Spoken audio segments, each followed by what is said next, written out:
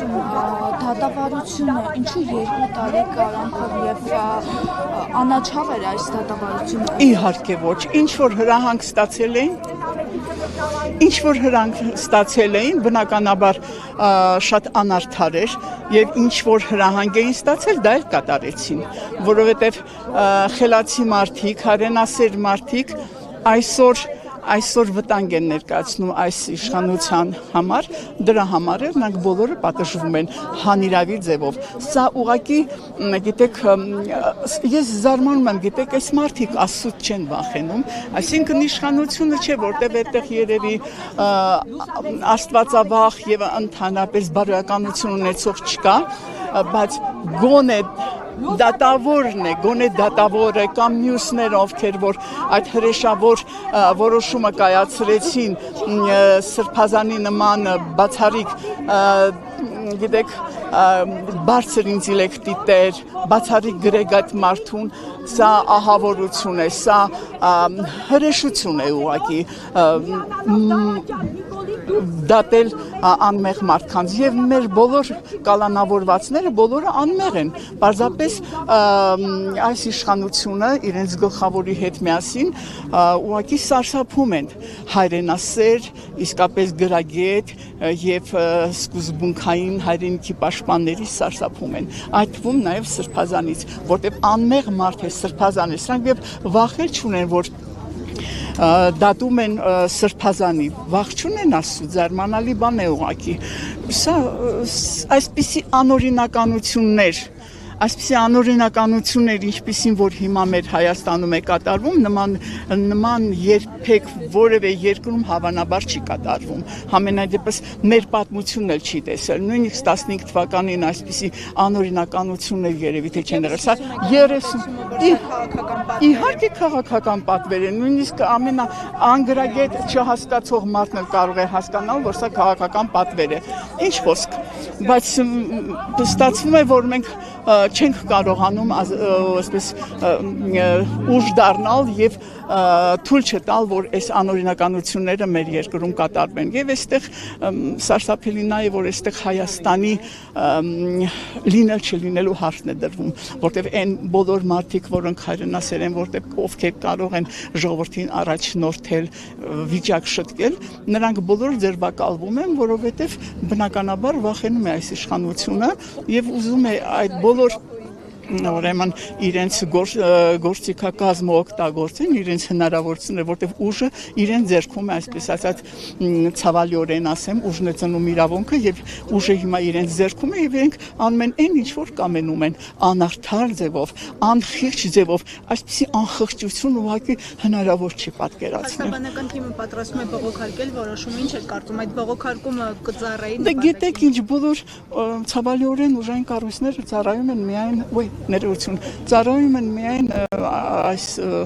ազգադավ պատուհասին, ինչ կարող են անել։ Փաշինյանը ասում է, որ չի հրաժարվել եկեղեցին իր ասելով ազատագրելու որոշումից, ասում է, որ հոկտեմբեր-սեպտեմբեր ամիսներին փորձելու է նման հավաք կազմակերպել եւ այս անգամ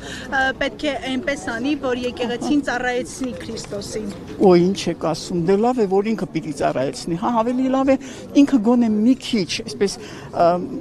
ամոթի զգացողություն ունենա եւ այս ժողովրդին հանգիստ թողնի, եկեղեցին էլ մեր եկեղեցին հանգիստ թողնի, ժողովրդը ինքը կորոշի իր եկեղեցու նկատմամբ ինքը ինչ վերաբերմունք ունի եւ նա երբեք դարեր շարունակ մեր եկեղեցին չեն կարողացել այսպես քանդել կամ եւ մեր եկեղեցին է, որ մեզ դարեր շարունակ որպես ասկ պահել է, որտեղ մենք երբ չենք ունեցել պետականություն, եկեղեցին կատարել է պետականության դեր, այնպես որ ինքը թող չմտահոգվի։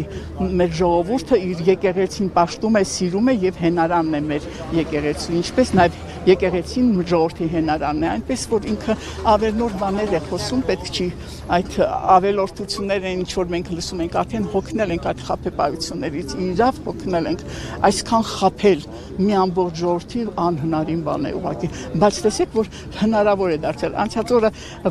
վազող տողով ուրեմն այսպիսի միտք էր գնում, այսինքն ԿՊ-ականներն էին երևի գրել, ոչ թե երևի, այլ իրենք են գրել, որ այնինչ որ իրենց է հաջողվում, ոչ մեկ մեկին չի հաջողում, դե իհարկե, այնինչ որ հաջողվեց Արցախը տալ, ոչ մի ուրիշ ուժի, ոչ մի ուրիշ կուսակցության այս 30 տարիների ընթացքում չէր հաջողվել։ Այնինչ որ իրենց հաջողվեց գնալ Պրագայում ասել, որ Արցախը Ադրբեջանն է, այդպիսի որևէ մեկին չէր հաջողվել։ Այնինչ որ եռաբլուրը դարձրեցին, եռապատկեցին, որևէ մեկին չէր հաջողվել։ Եվ այն ինչ որ հիմա մեր Հայաստանում կատարվում է, իրոք ոչ մեկին չի հաջողվել։ Սա մի ուրիշ մի երևույթ է, որը իսկապես իրեն գլուխը այսպես գովում է, որ իրենից այն կողմ ուժեղ չկա եւ ինքը ժողովրդին հիմա էլ նորից խափում է, որ ինքն է փրկիչը, թե չգիտեմ ով է ինքը։ Խաղաղության օրակարգ ենք բերել, խաղաղության փաստաթուղթ ենք նախաստորագրել եւ այդքանով ամեն բան ասել։ Այ ջանս, միթե կարելի այդքան միամիտ լինել եւ հանկարծ հավատալ նրա ասածներին։ 7 տարի է խափում է, ոնց կարելի է հավատալ նրա ասածներին։ Ես զարմանում եմ, որ ժողովուրդը դեր լրիվ գլխի չի ընկել, որ սա խափեություն է, բարիսլային իմաստով խափեություն է, ինչ խաղաղություն, ինչի մասն է խոսքը, այդ Ամերիկան է գալին մեզ փրկելու։ Ես գիտեք ինչի վրա եմ զարմանում, օրինակ Ալիևը ինչպես իրեն անվանեց, ինչպես էր հարբեցող խեղկատակ եւ ինքը այդ բոլորից հետո ինքը բոլորովին չի անհարմար զգում, չգիտես մարդկային ինքնասիրություն իրեն համար գոյություն չունի, որ այդպես մեծ հրճվանքով Ալիևի հետ ուրեմն չտեսնված հարաբերություններ եւ այդպես հրճվում է, ժպտում է, ուրախանում է, ապշեցնող բան է, այսպիսի երևույթ մենք հայ ժողովուրդը չի տեսել։ Չգիտենք ինչով պիտի ավարտվի, համենայնդեպս այստեղ դրված է Հայաստան լինելու չլինելու հարցը եւ ազգը պետք է այդ մասին հասկանա եւ ինչ որ ձևով կարողանա փրկել Հայաստանը։ Իսկ ինչ կասեք այս քրեական գործերով, որոնք հարուցվել են Սրբազանի դեմ, բարերարի դեմ, այս ամենը կնպաստի Նիկոլ Փաշինյանի վարկանիշի իջեցմանը։ Իհարկե, նա հիմա նրա վարկանիշը շատ ցածր է, դրա համար նա այդ մտավախությունը ունի, այդ պատճառով էլ այսքան բոլորին ուրեմն կալանավորում է, ումից որ ինքը վտանգ է սպասում, կալանավորում է, որ նրանց զերծ պահի այս 26 թվականի ընտրություններից։ Սա է ամբողջ պատմությունը, ինչ արած, ինչ պիտի անենք, պիտի դիմակայենք, պիտի մի փրկության ելք գտնենք, փրկություն գտնենք, որ Հայաստան ի վերջո նրա վերջին նշանակետը Հայաստանը լրիվ ոչնչացնելն է։ Մենք էլ պետք է